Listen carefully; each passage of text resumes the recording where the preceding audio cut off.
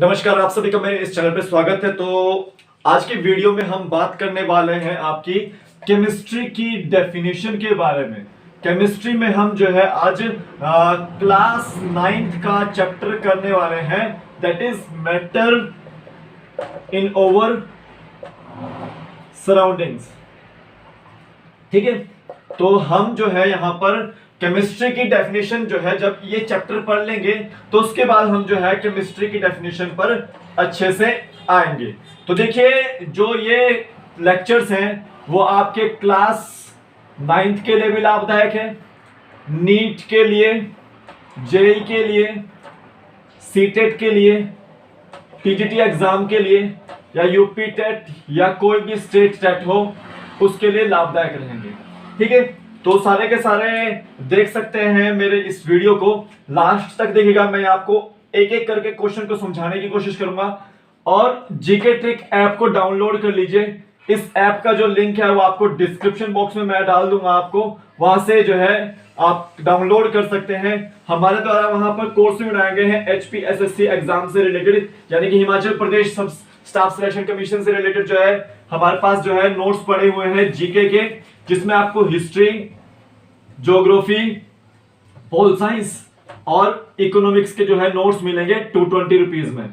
ठीक है, तो आप इसको परचेज कर सकते हैं। साथ साथ जैसे आप सीटेट की तैयारी कर रहे हैं तो चाइल्ड साइकोलॉजी और सीडीपी की जो कोर्स होते हैं, ठीक है, एनपीडब्ल्यू कोर्स होता है, तो हमने वहां पर नोट्स बनाए हुए हैं, तो वो भी जो है आप परचेज कर सकते हैं 200 रुपीज में।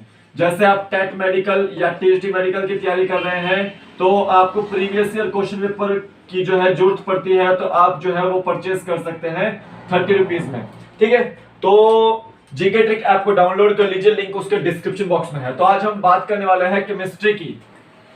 तो हमने जो कल के वीडियो में किया था, फिजिक्स की डेफिनेशन की थी कि जो फिजिक्स होता है वो नेचर और उसके अंदर जो फिनोमिनाज हैं उनसे रिलेटेड बात करता है। बायोलॉजी में हमने लाइफ से रिलेटेड बात करी थी कि लिविंग ऑर्गेनिजम्स की जो स्टडी होती है, लाइफ की स्टडी होती है, जिसमें प्लांट्स और एनिमल्स को हम पढ़ते हैं, तो वो किस में आते हैं? आपके बायोलॉजी में आते हैं। तो हम केमिस्ट्री पर छोड़ के गए थे। क्यों गए थे? क्योंकि हमने जो है केमिस्ट्री से ही स्टार्ट करनी है। ठीक है, तो केमिस्ट्री की डेफिनेशन, अभी सिंपल सी बात है कि मैं केमिस्ट्री की डेफिनेशन पे जब आऊंगा तो इसको हम क्या बोल देते हैं? Simple chemical study. सिंपल बोल देता हूं कि केमिकल की हम यहाँ पे स्टडी करेंगे, केमिकल से रिलेटेड जो है हम यहाँ पर स्टडी करेंगे। अभी थोड़ा सा डेफिनेशन में आपको सिंपल से तरीके में बता देता हूं कि it is the branch of science which deals with the study of matter, study of matter, या फिर हम बोल सकते हैं it is the study of matter। क्या हो सकता है? मैटर। देखो, मैंने यहां पे एक ही चीज बोली, study of matter, study of matter. तो केमिस्ट्री में क्या है आपकी? वो क्या है? स्टडी ऑफ मैटर होती है। ठीक है, अभी मैं मैटर के ऊपर आऊंगा। तो देखो, जो केमिस्ट्री है वो ब्रांच है साइंस की, और वो किससे डील करती है? वो स्टडी ऑफ मैटर से डील करती है। तो मतलब यहां पर इट इज द केमिस्ट्री को हम बोलेंगे it is the study of matter. तो देखो, हम यहां पर जो ये टर्म है मैटर, इस टर्म का मतलब क्या है? ठीक है, इस टर्म को जानने के लिए हम जो है थोड़ा सा इसके बारे में जानते हैं, थोड़ा सा कि मैटर क्या होता है। ठीक है, अब देखिए, क्लास 9th की अगर बात करूं तो फर्स्ट जो चैप्टर है मैटर इन ओवर सराउंडिंग्स है। ठीक है, अब इस चैप्टर में हम उसकी फिजिकल जो प्रॉपर्टीज होती है उसके बारे में पढ़ेंगे। जो नेक्स्ट चैप्टर होगा उसमें हम जो है केमिकल प्रॉपर्टीज के बारे में पढ़ेंगे। ठीक है, तो देखिए, जो चीज यानी कि जो केमिस्ट्री है, it is the branch of science which deals with the study of physical and chemical properties of matter. तो मतलब ये है कि हम यहां पर ये बोल सकते हैं कि मैटर में क्या है, केमिस्ट्री क्या है, it is the branch of science which deals with the study of physical and chemical properties of matter. अभी मैं इसके ऊपर आऊंगा जरूर कि फिजिकल प्रॉपर्टीज और केमिकल प्रॉपर्टीज क्या है। उससे पहले हम मैटर के बारे में जान लेते हैं। तो ये जो है आपकी केमिस्ट्री की जो है असली डेफिनेशन है कि जो केमिस्ट्री है वो ब्रांच है साइंस की जो डील करती है मैटर के साथ, और मैटर में भी किसके साथ, उसकी फिजिकल प्रॉपर्टीज के साथ, उसकी केमिकल प्रॉपर्टीज के साथ। ठीक है, तो इसको नोट कर सकते हैं आप। अब देखिए सबसे पहली बात है कि जब हम स्टडी ऑफ मैटर बोल रहे हैं केमिस्ट्री को, तो मैटर क्या चीज है उसमें, व्हाट इज मैटर। सबसे पहला ये क्वेश्चन बनता है कि मैटर क्या है। ठीक है, तो मैटर देखिए, तो देखो जैसे आपका टेबल है,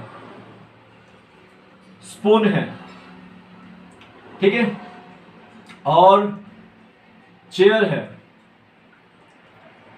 दिस इज द मैटर। ठीक है, the thing which occupy space and possesses mass is called matter. मतलब क्या है कि एक चीज जिसका जो स्पेस घेरती हो, जगह घेरती हो और उसका मास हो, वो क्या होता है, मैटर होता है। जैसे मैंने यहाँ पे टेबल की बात करी, तो टेबल का जो है एक मास है और वो स्पेस भी घेरती है, या उसकी शेप है, तो वो क्या है, टेबल क्या है, मैटर है। देखो स्पून है, चम्मच, तो वो क्या है, वो स्पेस भी घेरता है, उसका मास भी है जिसको हम वेट बोल देते हैं। ठीक है, और वो जो है उसका शेप भी है। ठीक है, तो वो भी क्या है, मैटर है। और चेयर भी देखिए, चेयर में भी क्या है कि इसका भी स्पेस घेरने का काम है, ये भी जगह घेरती है, इसका भी मास और वेट है और उसका भी जो है शेप है, तो वो क्या है, मैटर है। लेकिन मैटर क्या नहीं है, कौन सी चीज मैटर नहीं है, क्या लाइट मैटर नहीं है, तो light is not a matter. क्यों, अब आपके मन में क्वेश्चन पड़ रहा होगा कि लाइट में तो आपके पार्टिकल्स होते हैं, तो पार्टिकल्स का तो वेट और साइज हो सकता है, तो these particles are the photons. जो लाइट के पार्टिकल्स होते हैं उनको क्या बोलेंगे हम, फोटोन्स। इनका जो साइज होता है वो बहुत ही ज्यादा माइन्यूट होता है, माइक्रोन में होता है, बहुत ही ज्यादा छोटा होता है, या फिर एग्जिस्ट ही नहीं करता, या फिर होता ही नहीं है, तो वो क्या है आपका, इस वजह से जो है ये मैटर नहीं कहलाती है। तो light is not a matter. ठीक है, ये आपको क्वेश्चन आता है। अब देखिए मैटर के बारे में हमने जान लिया है कि जो चीज स्पेस घेरती है, जो जिसका मास होता है या वेट होता है या फिर जिसकी शेप होती है, वो आपकी मैटर होती है। ठीक है, तो अब देखिए, अब मैटर को हम दो तरह से बांटते हैं। मैटर को हम किसमें बांटते हैं, दो तरह से। देखो यहां पर एक होती है फिजिकल प्रॉपर्टीज और एक होती है केमिकल प्रॉपर्टीज। एक होती है केमिकल प्रॉपर्टीज। देखो फिजिकल प्रॉपर्टीज में सिंपल सी बात है कि आपका सॉलिड, लिक्विड और गैसेस। ठीक है, इसको हम गैसियस बोल देते हैं। ठीक है, तो तीन स्टेट्स आती हैं यहां पे फिजिकल प्रॉपर्टीज में। कौन कौन से स्टेट्स हैं, solid state, liquid state, gaseous state. आज जो है हम इस चैप्टर में यही फिजिकल प्रॉपर्टीज जो है करने जा रहे हैं, और इसमें से जो है हर एक एग्जाम में क्वेश्चन जो है वो आता है, चाहे वो कोई भी कॉम्पिटिटिव एग्जाम ही क्यों ना हो। ठीक है, आता है। ठीक है, केमिकल प्रॉपर्टीज में आपके ने पढ़ने हैं प्योर सब्सटेंसेस और मिक्सचर्स। ठीक है, तो सिंपल सी बात है कि फिजिकल प्रॉपर्टीज में आपको देखकर ही पता लग जाएगा कि हम किसी के फिजिकल स्ट्रक्चर के बारे में बात करेंगे। ठीक है, मैं हूं खड़ा यहाँ पे, मेरी बॉडी है, तो मतलब ये क्या है, ये मेरी अरेंजमेंट है, इसकी डेफिनेट शेप है, डेफिनेट वॉल्यूम है, डेफिनेट साइज है, वेट है, तो दिस इज द क्या है, ये इसकी फिजिकल प्रॉपर्टी है। ठीक है, अब देखिए जब हमने 3 स्टेट्स की बात करी है, फिजिकल प्रॉपर्टीज के ऊपर आते हैं हम मेन। तो फिजिकल प्रॉपर्टीज में हमने 3 स्टेट्स की बात करी है, तो वो कौन कौन सी है, एक सॉलिड स्टेट है, एक लिक्विड स्टेट है और एक आपकी गैसियस स्टेट है। ठीक है, अब देखिए इन तीनों में डिफरेंस क्या है। सिंपल सी बात है, सॉलिड में हम कोई भी आइस ब्लॉक ले लेते हैं, आइस ले लिया हमने, ठीक है, बर्फ जिसको बोलते हैं, तो उसका जो शेप होता है वो क्यूब लाइक होता है, इस तरह से क्यूब लाइक होता है, इस तरह से वो। तो देखो यहां पर क्या है, यहां पर आपको पता है कि इसकी क्यूब्स करक की तरह शेप होती है, तो यानी कि आपको सॉलिड की क्या है, डेफिनेट शेप है। क्या है, डेफिनेट शेप, यानी कि इसकी शेप के बारे में हमको पता है। ठीक है, अब देखो जब ये शेप है, यानी कि कोई भी बॉडी होगी जिसका शेप होगा तो उसकी वॉल्यूम भी होगी, तो यानी कि उसकी डेफिनेट वॉल्यूम भी होती है। ठीक है, डेफिनेट वॉल्यूम भी होती है। तो जो चीज, जिस थिंग की डेफिनेट शेप होगी या डेफिनेट वॉल्यूम होगी, वो क्या होगा आपका, वो सॉलिड होगा। अब देखिए जब मैं सॉलिड ब्लॉक की बात करता हूं, मान लो ये सॉलिड ब्लॉक है, अब देखो इसमें क्या होता है कि इसमें जो है पार्टिकल्स होते हैं इस तरह से। ठीक है, इस तरह से इसमें पार्टिकल्स होते हैं।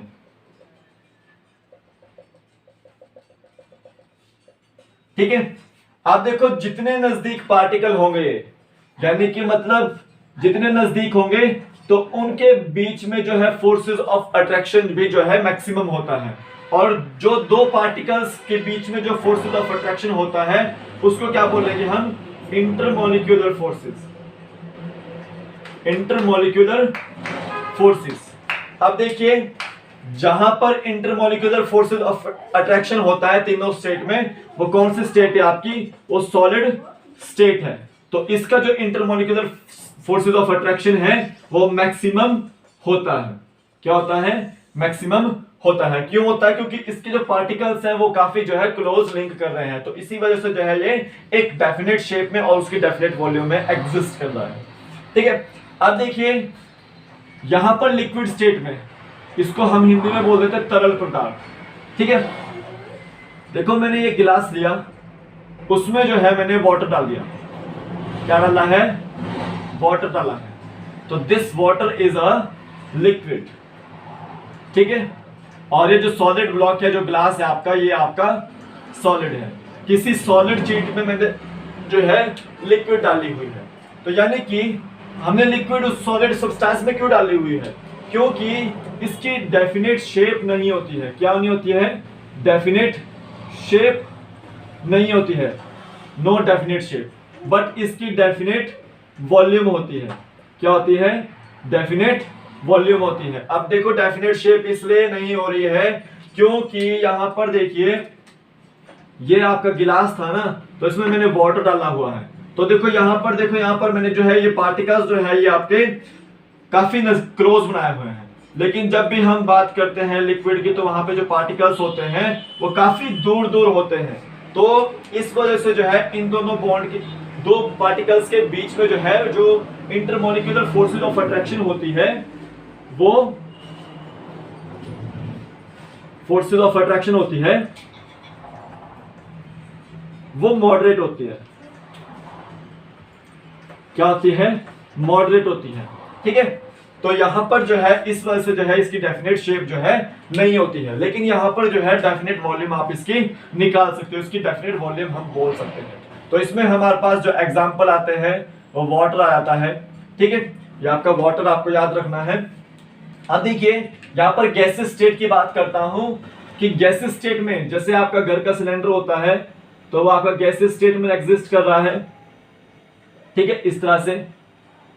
अब सिंपल सी एक और एग्जांपल देता हूं कि जैसे ये बॉटल थी, इस तरह से बॉटल है आपकी, तो उसमें आपने क्या किया है, आपने वाटर डाला है आधा, ठीक है, तो ये तो लिक्विड स्टेट होगी आपकी। लेकिन ये जो बाकी की जो आपका खाली पोर्शन है, इसमें क्या है आपका, वो गैस भरी हुई है, ठीक है, गैस भरी हुई है। वो या तो ऑक्सीजन भी हो सकती है या नाइट्रोजन भी हो सकती है, कोई भी हो सकती है वो, ठीक है। तो ये आपको याद रखना है कि जो गैसेस स्टेट में होता है, यानी कि उसकी डेफिनेट शेप नहीं होती है, नो डेफिनेट शेप और नो डेफिनेट वॉल्यूम। अब ऐसा कैसे मैं बोल रहा हूं, क्यों बोल रहा हूं, क्योंकि देखो यहां पर जब मैं आऊंगा इसको कंटेनर में डालूंगा, तो यानी कि इसके पार्टिकल्स जो होते हैं वो काफी दूर दूर जो है, वो मैक्सिमम जो है दूर दूर होते हैं। तो यहां पर भी जो इंटरमोलिक्यूलर फोर्सेस ऑफ अट्रैक्शन होती है, तो इंटरमोलिक्यूलर फोर्सेस ऑफ अट्रैक्शन होती है यहाँ पे, वो मिनिमम रहती है, ठीक है, मिनिमम रहती है, और या फिर एग्जिस्टिंग होती है, ठीक है, मिनिमम यहाँ पर रहती है। तो इस वजह से जो है इसकी डेफिनेट शेप जो है बहुत कम देखने को मिलती है।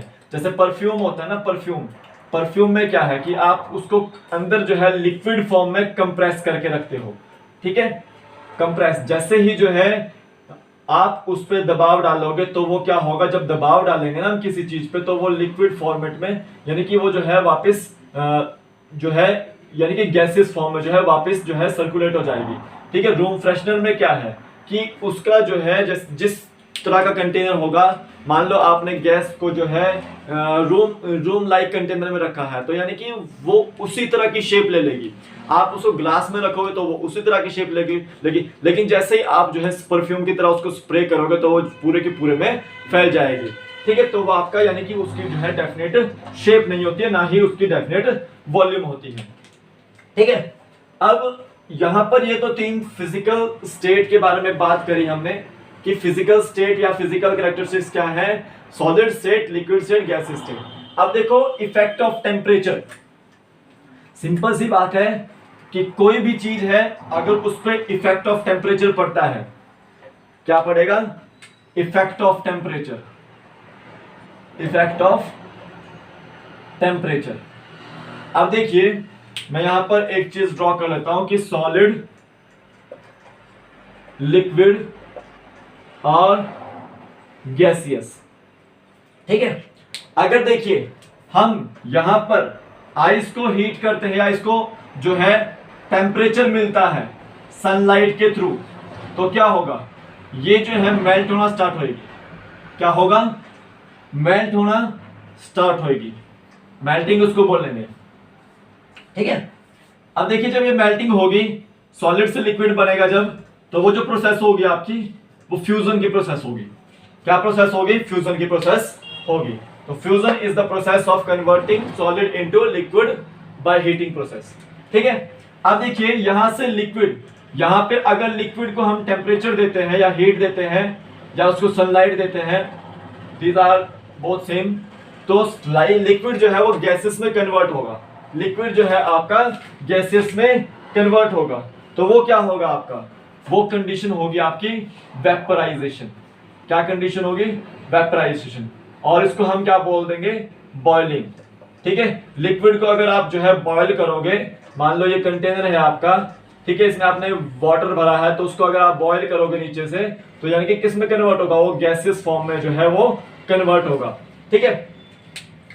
अब यहां पर देखिए कि अगर गैसियस या सॉलिड, क्या क्वेश्चन ये भी बनता है कि सॉलिड जो है वो डायरेक्टली गैसेस में कन्वर्ट होता है, तो ऑब्वियसली बात है कि वो होता है। वहां पर जो टेक्निक होती है सब्लिमेशन की टेक्निक होती है, और सब्लिमेशन की टेक्निक जो इस्तेमाल ज्यादातर देखी जाती है वो आपकी कैम्फर में देखी जाती है, कैम्फर जिसको आप पूजा के लिए यूज करते हैं, कर्पूर जिसको बोलते हैं, ठीक है। तो कैम्फर जो है एक सॉलिड ब्लॉक होता है और वो डायरेक्टली जो है वो गैसेस में कन्वर्ट हो जाता है, ठीक है। कैम्फर को आप हाथ पे रखोगे तो मतलब यहाँ पे जो है उसको बॉडी से हमारी हीट मिलती है या सन से हीट मिलती है, तो वो जो है डायरेक्टली जो है लिक्विड में गैस में कन्वर्ट हो जाता है, ठीक है।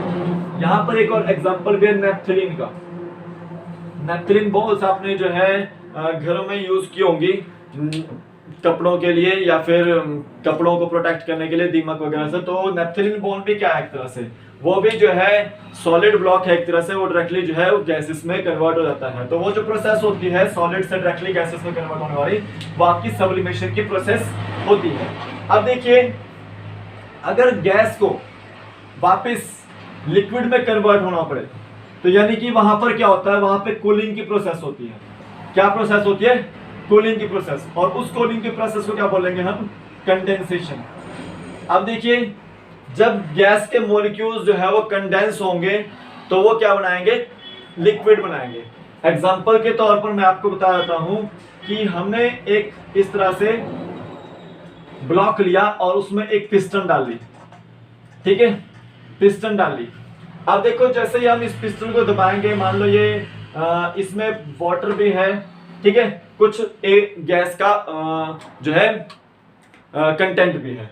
तो जैसे ही हम जो है इस पिस्टन को दबाएंगे तो क्या होगा, वो जो गैस का कंटेंट होगा ना वापिस वो आपका लिक्विड में कन्वर्ट हो जाएगा। क्यों? क्योंकि जब प्रेशर पड़ता है तो वो जो मॉलिक्यूल्स होते हैं वो गैस के कंटेंट्स वाले वो लिक्विड्स में कन्वर्ट, वो कंडेंस होकर जो है वो लिक्विड में कन्वर्ट हो जाते हैं। तो वो जो प्रोसेस होती है गैस से डायरेक्टली लिक्विड में कन्वर्ट होने वाली, वो कंडेंसेशन की प्रोसेस होती है। अगर हम यहाँ पर लिक्विड को जो है कूलिंग करते हैं, टेम्परेचर लो टेम्परेचर देते हैं, तो वो किस में कन्वर्ट होगा? वो सॉलिडिफिकेशन होगी। वहां पर क्या होती है? सॉलिडिफिकेशन। वहां पर भी यही प्रोसेस होती है कि जैसे यहाँ पर गैसेस में कंडेंस हो रहे थे लिक्विड के मॉलिक्यूल, गैसेस के मॉलिक्यूल लिक्विड में, ठीक है, तो वैसे ही यहाँ पर लिक्विड के मॉलिक्यूल जो है और ज्यादा कंडेंस हो रहे हैं, वो इंटरमॉलिक्यूलर जो स्पेस है बीच में उसको कम कर रहे हैं, तो वो किस में कन्वर्ट हो जाएंगे आपके? वो सॉलिड में कन्वर्ट हो जाएंगे। अब ये भी क्वेश्चन बनता है कि गैसेस वापस सॉलिड में कन्वर्ट हो जाता है, तो इसका जो प्रोसेस होता है वो भी आपका सब्लिमेशन ही होता है, ठीक है, सब्लिमेशन ही होता है। तो ये थोड़ा सा जो है मैंने आपको ओवरव्यू दिया था आज फिजिकल प्रॉपर्टीज ऑफ मैटर के बारे में। इसके बाद जो है इवेपोरेशन वाला जो टॉपिक है हमारा उसके बारे में पढ़ेंगे, काइनेटिक एनर्जी, पोटेंशियल एनर्जी के बारे में पढ़ेंगे। तो इससे रिलेटेड कोई भी डाउट हो तो आप मुझे कमेंट सेक्शन में पूछ सकते हैं। अभी के लिए आप फिलहाल इतना ही, फिर मिलूंगा तब तक के लिए जय हिंद जय भारत, आपका दिन शुभ हो, ठीक है।